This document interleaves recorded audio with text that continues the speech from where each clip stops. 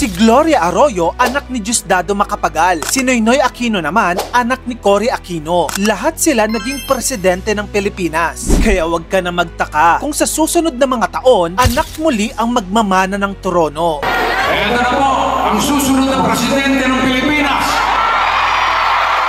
Ito ang 5 sa masasabi nating malaki ang posibilidad na maging future president. Number 5, Sandro Marcos, the presidential son at sinasabing susunod sa yapak ng kanyang ama na si BBM. Take note, ang kanyang lolo at daddy ay parehong mga presidente. Pero kailan kaya magiging eligible tumakbong presidente si Sandro? Well, ang birthday niya ay March 7, 1994. At alam naman natin na ang requirement na edad para payagang tumakbo sa pagkapangulo ay 40 years old. Sandro Marcos will turn 40 in March 7, 2034. That same year, magkakaroon ng presidential election. Pero may catch. Dahil March ang birthday niya at campaign season na yan that time, hindi pa rin siya aabot sa election na yan. Dahil 39 years old pa lang siya sa deadline ng filing of candidacy. Ibig sabihin, imbis na 2034, 2040 na siya qualified tumakbo bilang pangulo. Yikes! Kung iisipin, ilang buwan na lang sana yon. Number 4, Kitty Duterte, ang bunsong anak ni dating Pangulong Digong. Ang kanyang birthday ay April 10, 2004 and she will turn 40 sa 2044. Kaya naman qualified na siyang tumakbo sa 2046 presidential election. Sa tingin mo, tatakbo kaya si Kitty? At kung tatakbo siya, magiging laman ba siya ng balota mo? Number 3, Bimby Aquino, ang anak ng Queen of All Media na si Kris Aquino. Laging trending, laging nasa spotlight, lalong-lalo na yung kanyang personalidad na pagiging magalang at marespeto sa mga matatanda. Take note, apo din siya ng dating Pangulo. In addition to that, pamangkin din siya ng ex-president. Ang birthday ni Bimby ay sa April 19, 2007 and he will turn 40 years old sa 2047. Ibig sabihin, qualified na siyang tumakbo sa 2052 presidential election. By that time, pwede na siyang sumabak kung gustuhin niyang ituloy ang legacy ng Aquino family. Ang tanong, iboboto mo ba siya? Number 2, Baron Trump. Maiba naman tayo. Doon naman tayo sa Amerika. Ito ang youngest son ni US President Donald Trump. Pero tignan mo boss, tahimik pero big potential. Sabi kasi ng karamihan, siya daw ang naging susi ng pagkapanalo ng kanyang ama dahil sa kanyang mga wise and Gen Z style of campaigning. Ang kanyang birthday ay March 20, 2006. At dahil doon, ang requirement na edad lamang ay 35 years old. Ibig sabihin, maaari na siyang tumakbo sa pagkapresidente sa 2044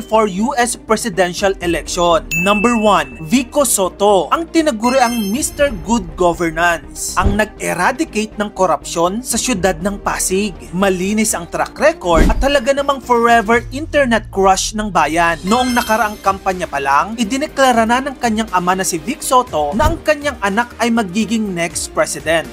Kaya na po, ang susunod na presidente ng Pilipinas. Ang birthday ni Vico Soto ay June 17, 1989. Ibig sabihin, he will turn 40 sa June 17, 2029. Ibig sabihin, sa 2028 presidential election, hindi pa qualified si Vico Soto. Medyo bitin pa ng isang taon dahil 39 years old pa lang siya that time. Pero sa 2034 mga boss, pasok na si Vico. At sa ipinapakita niyang good governance sa Pasig, sobrang laki ng chance niya. At talaga namang maraming Pilipino ang naglulook forward na iboto siya. Ang tanong, magiging laman ba siya ng iyong balota? Ayan na nga mga kamagkano. Kung nung mga nakaraan lang, pinapanood mo lang sila sa TV bilang mga bata o baby, malay mo balang araw, sila na ang makita mo sa balota at isi-shade yung bilog sa tabi ng kanilang mga pangalan. Sino sa tingin mo ang may pinaka-strong na chance? Share mo naman yun sa comment section. At kung gusto mo pa na mag-ito pang klaseng content, i-follow mo na ako. Meron na rin pala akong YouTube channel. Baka naman mag-subscribe ka na. Yun lang, maraming salamat sa panonood.